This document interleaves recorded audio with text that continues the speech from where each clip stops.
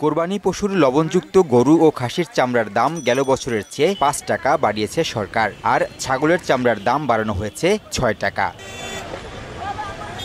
এবছর ঢাকায় লবণযুক্ত প্রতি বর্গফুট গরুর চামড়ার দাম ৫৫ থেকে ৬০ টাকা পিস হিসাবে সর্বনিম্ন মূল্য হবে ১২০০ টাকা, আর ঢাকার বাইরে ৫০ থেকে ৫৫ টাকা প্রতি পিসের সর্বনিম্ন দাম ১০০০ টাকা।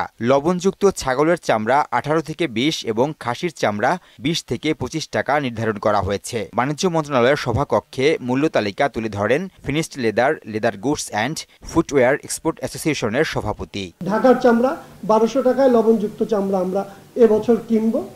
আমরা ঢাকার বাইরে চামড়া ১০০০ টাকা করে আমরা লবণযুক্ত চামড়া আমরা কিনবো।